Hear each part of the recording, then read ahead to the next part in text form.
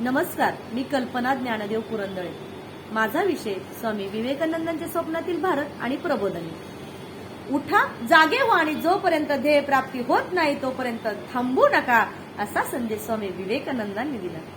प्रबोधनी याच विचारांना पुढे नेत विद्यार्थी दशेपासूनच विद्यार्थ्यांमध्ये हा मूलमंत्र रुजवण्याचा प्रयत्न करते। स्वामीजींच्या मते देशातील तरुणांमधील क्षमता ही देशामध्ये परिवर्तन घडवू शकते।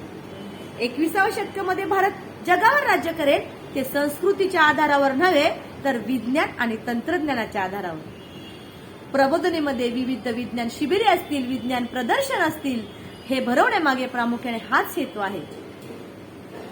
स्वामीजींच्या मते ज्या देशातील तरुणांमध्ये तेजस्विता, तपस्विता आणि तत्परता असते ते तरुण स्वतःचा आणि देशाचा विकास नक्कीच घडवू शकते। स्वामीजींच्या स्वप्नातील भारत हा सामर्थ्यवान भारत आहे। सामर्थ्यवान भारत जर घडवायचा असेल तर भारतीय विद्यार्थी हा शरीराने आणि मनाने कणखर असला पाहिजे। शारीरिक, मानसिक, आत्मिक सामर्थ्य यासाठी बलोपासना, मनन, चिंतन, स्वयंनियंत्रण, स्वयंअध्ययन, स्वतःवर विश्वास ठेवणे यासाठी विविध उपासना असतील, विविध विज्ञान प्रदर्शन असतील, विविध साहसी शिबिर असतील, एवढेच नाही तर गड किल्ले भ्रमंती असतील, यातून हे विद्यार्थी नक्कीच कणखर बनणार आहे। स्वामीजींच्या स्वप्नातील भारत हा तरुण वर्ग घडवणार आहे। मग तरुण कोणाला म्हणावे? स्वामीजी उपनिषदामधील एक उदाहरण देतात। कोणतेही काम करताना वयाचे बंधन असू शकत नाही। प्रबोधनीत काम करणाऱ्या प्रत्येक व्यक्तिमत्वामधून आपल्याला हे तरुण पण दिसते। 185 वर्षी महाभारताचे रणसिंग फुंकणारे भीष्म पितामह आहेत, तसेच 22व्या वर्षी समाधी घेतलेले ज्ञानोबा माऊली आहेत, हे सुद्धा तरुणच होते। यांच्यामध्ये नवीन करण्याची उमेद होती।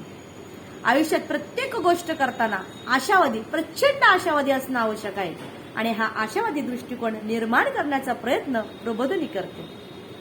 स्वामीजींच्या स्वप्नातील भारत हा सुजलाम सुफलाम भारत आहे। यासाठी प्रत्येक भारतीय प्रयत्न करेल।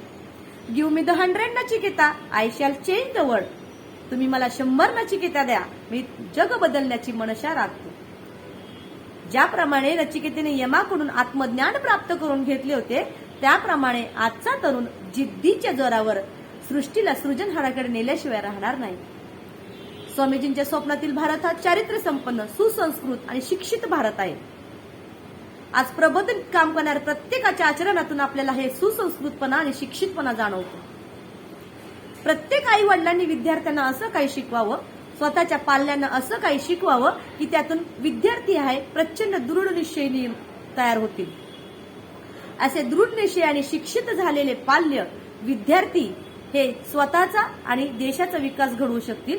ते चिकित्सक आणि आत्मविश्वासाने भरलेले असतील।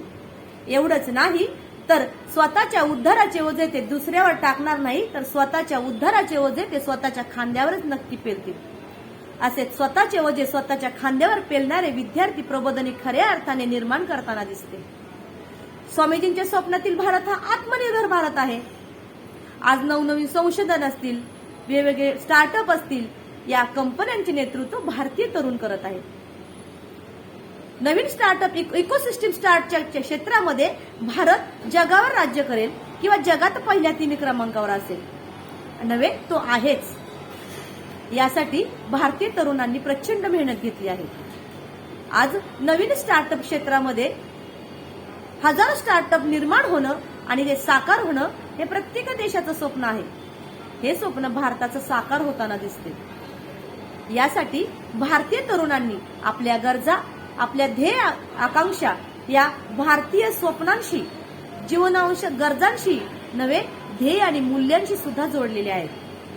प्रबोधनी विद्यार्थ्यांना केवळ परीक्षार्थी न बनवता त्यांना जीवनावश्यक गरजा आणि त्यांची ध्येय राष्ट्रीय मूल्यांशी जोडते।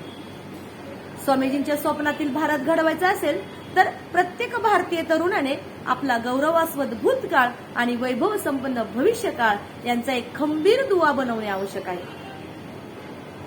जाताना मी एवढेच म्हणेल, हा देश माझा, हा देश माझा, याचे भान जरासे राहू द्या रे, जरासे राहू द्या। धन्यवाद।